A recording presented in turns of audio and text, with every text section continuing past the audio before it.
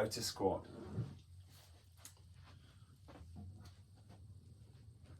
Here we go.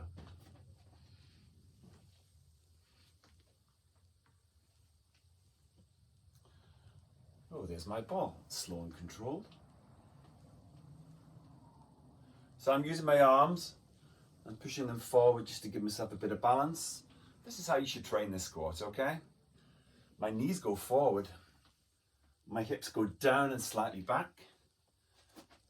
Look from the side. Look at the knees going forward, look at the bottom dropping down.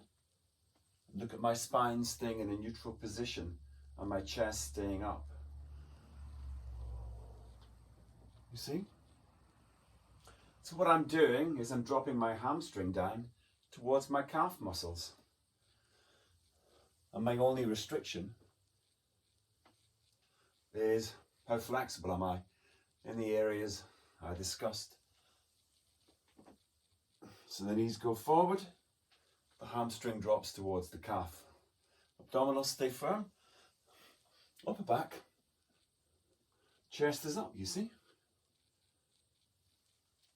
So that's how you should train a squat, okay? Now, how do we get the ankle flexibility in order to do that? Well, we've got to get some sort of stretch in the calf, or more specifically, the soleus and the posterior tibialis here. So a good way to do that is to get into this floor lunge position here and drive the knee forward to open up the ankle, you see?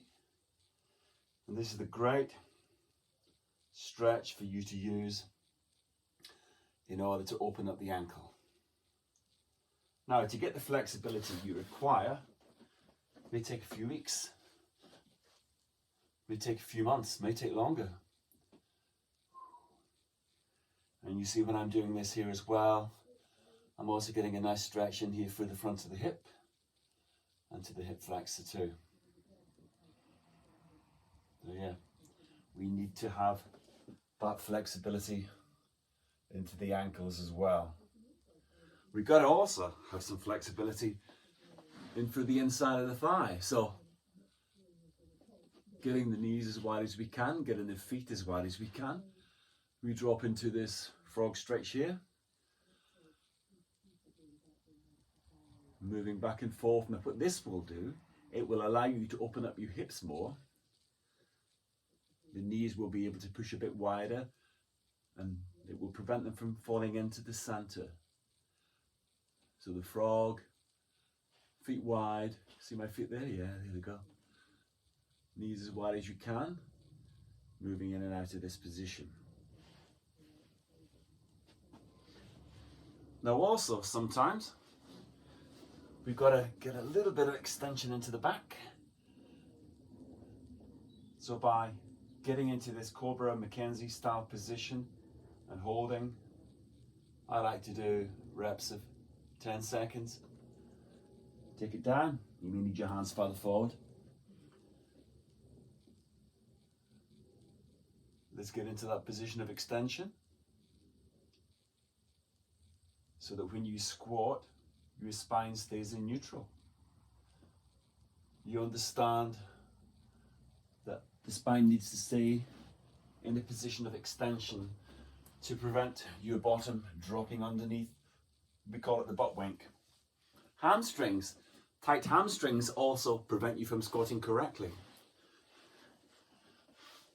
A good starter way to improve that is hold the leg and try to straighten the leg, holding it for 10 seconds or longer, and drop it down. So you're trying to stretch out through the hamstring here and through the back of the knee also. Do it 8 reps, 5 to 10 second holds on each leg. So sometimes I find when I run people through those stretches there, their squat can improve quite quickly. Other times it will take a bit longer. So remember, here's the squat. The knees go forward. The knees go forward. They go as far as you can get them. That's good health into the knee. But if you can't get them forward, it means you need to do those stretches I've just shown you, okay? So the knees go forward. There's the neutral spine. Very comfortable position for me as I have the flexibility.